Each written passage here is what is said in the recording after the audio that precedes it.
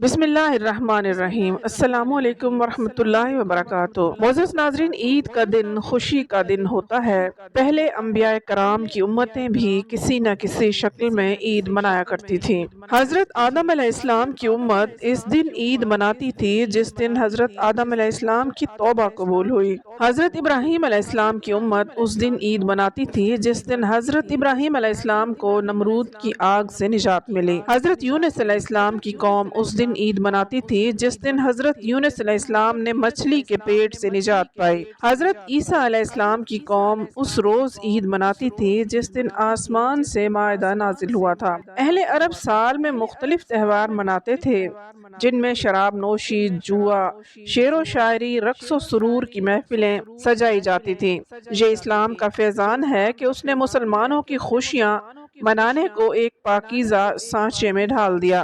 عید الفطر کا دن ہر مسلمان کے لیے خوشی اور مسرت کا دن ہوتا ہے، لیکن بازار کی چہل پہل، گہما گہمی، بچوں کا کھیل کود، کھانے پینے کی محفلیں، عید کا سارا دن وی سی آر اور ٹی وی وغیرہ کو دیکھ کر، اونچی آواز میں گانے سن کر اور دیگر غیر شرعی تفریحات میں مشغول ہو کر عید کی حقیقی خوشی ہرگز حاصل نہیں کی جا سکتی۔ اللہ پاک نے عید کی حقیقی خوشی عطا فرمانے سے پہلے رمضان کے روزے فرض کیے، ایک ماہ تک دن بھر کھانے پینے سے روکا، نفس کی مخصوص خواہشات پورا کرنے سے منع کر دیا اور مقصد یہ بتایا کہ تاکہ تم پرہیزگار ہو جاؤ۔ جب اللہ کے حکم کو اس کے حقوق و آداب کے ساتھ پورا کر دیا تو روزہ دار کے دل میں نور اور تقوی پیدا ہو گیا۔ اسی عظیم نعمت کا شکریہ ادا کرنے کے لیے مسلمان عظیم اجتماع کے ساتھ 2 رکعت نماز عید پڑھ کر شکر خداوندی ادا کرتا ہے۔ غرباء کو صدقہ فطر ادا کر کے اپنے روزے کی کوتاہیوں کو مٹانے کے ساتھ ساتھ ان محتاج افراد کو بھی عید کی خوشیوں میں شریک کرتا ہے۔ اس حقیقی خوشی کا لطف وہی خوش نصیب روزہ دار جانتے ہیں جنہیں اللہ نے رمضان کے مکمل روزے رکھنے کی توفیق عطا فرمائی۔ اس عید کا نام رسول اللہ صلی اللہ علیہ وآلہ وسلم نے عید الفطر رکھا، یعنی روزہ کھولنے کی خوشی۔ اب جس شخص نے روزہ رکھا ہی نہیں، اسے روزہ کھولنے کی خوشی کیا ہوگی؟ اور دوسری طرف اگر روزہ رکھنے والوں نے عید کو اپنے نفس کی ناجائز خواہشات کو پورا کر کے منایا تو یہ اس بات کی علامت ہے کہ رمضان المبارک کے روزے رکھ کر نفس کی تربیت میں کمی رہ گئی، یا پھر عید کی خوشی منانے والے کا دن اس نور و تقوی سے بالکل خالی ہے اور وہ شخص عید کی خوشیاں محض رسمی طور پر منانے میں مشغول ہے۔ لہٰذا جب ہمیں اسلام نے عید الفطر کی خوشیاں عطا فرمائی تو ان خوشیوں کو اسی طرح منانا چاہیے جیسا کہ رسول اللہ صلی اللہ علیہ وآلہ وسلم نے خوشی کے یہ لمحات گزارے۔ ہر مسلمان عید کو سنت نبوی صلی اللہ علیہ وآلہ وسلم سمجھ کر ادا کریں، اس لیے کہ ان میں سے اکثر کام عام مسلمان کرتا ہے،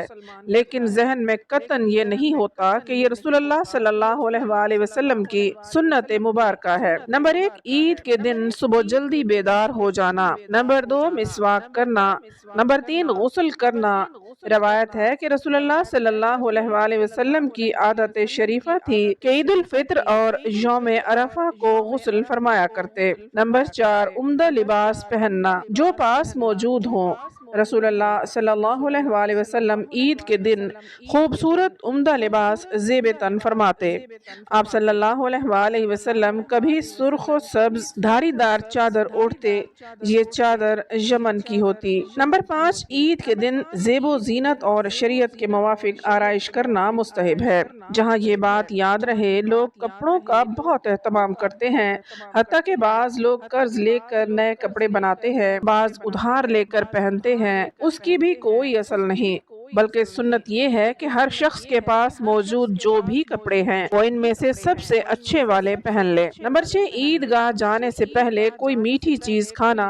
رسول اللہ صلی اللہ علیہ وآلہ وسلم کی عادت کریمہ تھی کہ عید الفطر کے دن عید گاہ جانے سے پہلے چند کھجوریں تناول فرمایا کرتے۔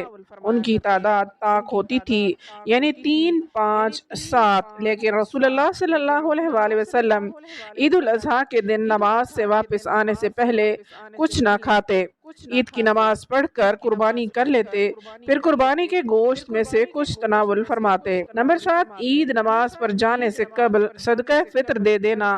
صدقہ فطر ہر مسلمان مرد و عورت پر فرض ہے، جبکہ وہ زکوٰۃ کے نصاب کا مالک ہو، چاہے اس مال پر سال نہ گزرا ہو۔ اپنی طرف سے، اپنے نابالغ بچوں کی طرف سے جو زیر کفالت ہوں، نصف سا یعنی 1.25 کلو گرام گندم اس کی قیمت ادا کرنا۔ نمبر 8، عید گاہ جلدی جانا۔ نمبر 9، عید گاہ میں ہی نماز پڑھنا۔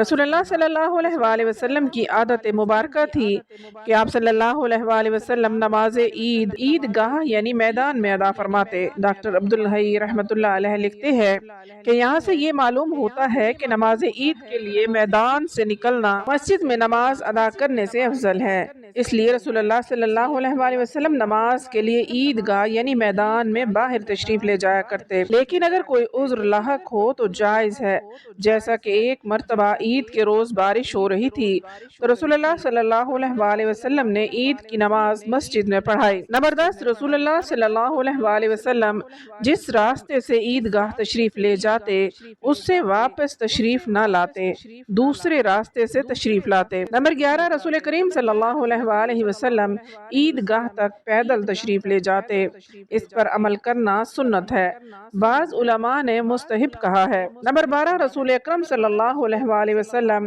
نماز عید الفطر میں تاخیر فرماتے اور نماز عید الاضحیٰ میں جلدی فرماتے۔ عید الفطر میں راستے میں چلتے وقت آہستہ آہستہ تکبیر کہنا مسنون ہے اور عید الاضحیٰ میں بآواز بلند کہنا چاہیے۔ اللہ تعالی ہم سب کو عید الفطر رسول کریم صلی اللہ علیہ وآلہ وسلم کی سنت مبارکہ کے مطابق گزارنے کی توفیق عطا فرمائے، آمین۔